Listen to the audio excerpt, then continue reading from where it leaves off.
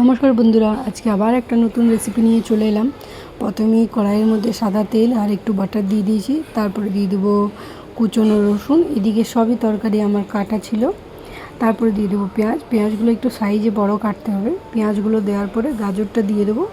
গাজরটা যেহেতু সিদ্ধ হতে একটু বেশি সময় লাগবে, আমার ফ্রিজে যা যা তরকারি ছিল আমি এখানে কেটেছি। আপনারা চাইলেন ফুলকপি তার সাথে একটু কর্ন দিতে পারেন, ঠিক আছে।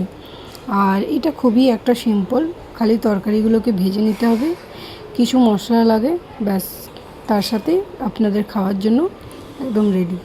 গাজরটা সিদ্ধ হয়ে গেছিলো, তারপরে বিম দিয়ে দিয়েছিলাম, বিমটা ভেজে নিয়ে ক্যাপসিকাম দিয়ে দিয়েছিলাম। ভালো করে তরকারিগুলো ভাজতে হবে। আর আমাকে ভিডিওগুলো আপনাদের কীরকম লাগছে আমাকে কমেন্টে নিশ্চয়ই জানান। নতুন কোনো রেসিপি দেখার জন্য আমাকে কমেন্টে জানান যে আমাদেরকে এই রেসিপিটা দেখার আছে, আমি দেওয়ার নিশ্চয়ই চেষ্টা করব। আর একটা করে ভিডিওতে লাইক করে দিন, তাহলে আমারও খুবই ভালো লাগবে। ভিডিওগুলো দিলেও আমার ভালো লাগবে যে আপনারা দেখছেন। আপনারা তো সাপোর্ট করছেনই, কিন্তু আপনাদের সাপোর্টের আরও আমার দরকার।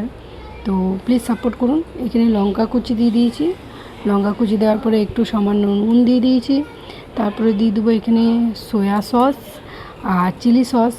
তারপরে দেওয়ার পরে একটু অরগ্যানো আর একটু চিলি ফ্লেক্স, ব্যাস, আর কিছু লাগবে না দেওয়ার জন্য।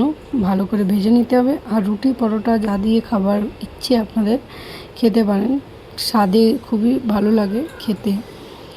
আর এই তো শীতকালে অনেক রকমের তরকারি আসেন, আপনারা আরও তরকারি দিয়েও এরকম ভাজা করে নিতে পারেন। আর একটু খেয়ে রান্না করে ঘরে নিশ্চয়ই ট্রাই করুন, একদম আহা দারুণ টেস্ট। তো এখানে দেখুন আর একটু ভেজে নেবো তরকারিগুলোকে, আহা দারুণ।